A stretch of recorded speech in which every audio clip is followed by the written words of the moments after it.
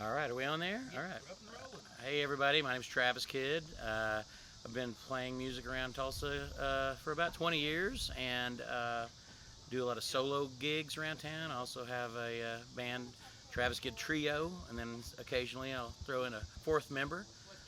We play about 5 nights a week around the Tulsa area. We don't hardly travel out of state anymore. There's so many great places to play around here.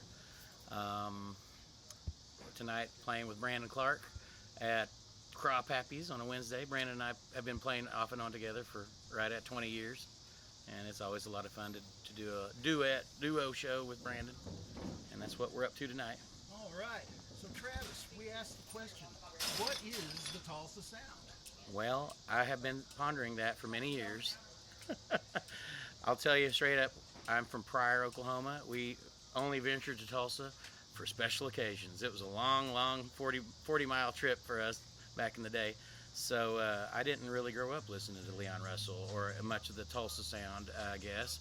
But what I think of the first time someone mentions Tulsa Sound, I tell you what, I think of Eric Clapton's Slow Hand album, and that to me sums up for me what the Tulsa Sound is. You look at the credits on it, everybody on the album's from Tulsa pretty much, except for Eric Clapton. You listen to it over and over again for the last 50 years almost, and to me that's kind of what the Tulsa Sound wraps up to be. Um, like I said, I'm not going to lie and say I grew up listening to Leon Russell and to the Tulsa Sound, but that was the first part of Tulsa Sound that I was familiar with and subjected to was the Eric Clapton stuff with Paul Decker and Carl Radle and all of those guys. So, of the Tulsa guitar players, who has influenced you the most, Travis? Out of Tulsa guitar players, Yeah.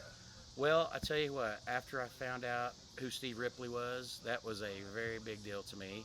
Me growing up being a guitar fanatic, I loved Van Halen growing up, and when I found out about the Van Halen connection with Steve Ripley, I researched everything about Steve Ripley I could, and actually got to know Steve a little bit through different avenues here in Tulsa.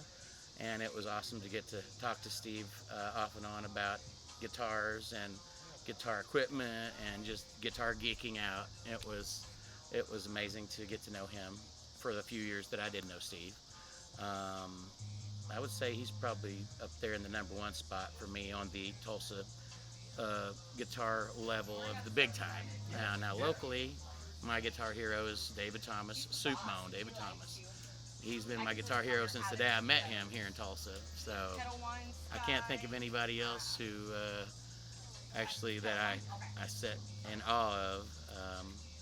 There's other players, Brad. Dave Thomas is clean and technically proficient, and the guy has just as many hours as anybody else on the gig, in the studio. Yeah. What you get out of Dave Thomas is exactly what you need. Oh, yeah. Exactly what you ask for, and the guy's solid.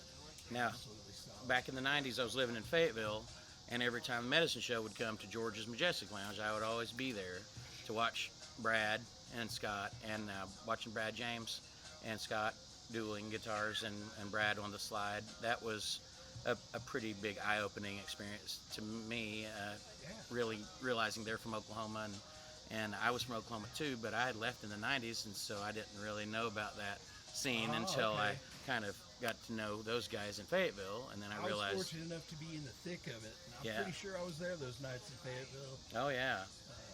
And that's some great stuff, and I still love to watch Brad play and Scott, and you know, that scene from the 90s and 2000s, and a lot of those guys are still around, and I love being able to be a part of that now. Absolutely. One of the things that we've heard is that the Tulsa Sound is something that's effortlessly cool. Yeah. Or it's the sound of a certain drum beat. If I talk to a drummer, he'll say, well, it's a shuffle. Sure, yeah. It's a certain shuffle. Yeah. So, you know, there's no right or wrong answer, and everybody has a different take on it. But, man, I really liked what you had to say about Steve Ripley. A lot of people are crediting him now as being the father of red dirt music in Oklahoma. Oh, yeah, right. And, you know, but I found recordings of Jesse Ed Davis doing a song called Red Dirt Boogie Brother before Ripley. Okay. And so, you know, this is up for debate. We can talk about this all night long, I'm sure. But Thank you, Travis. All right. Sure do appreciate you, man. Go out and see Travis Kidd. Catch him at your local festivals. This guy's at Carney Fest every year. Catch him at Mayfest. Catch him around. He'll be playing at the Dead Shed shortly. And we're out here on this great August night. Thank you, Travis Kidd. We appreciate you, man. Thank you. Thanks.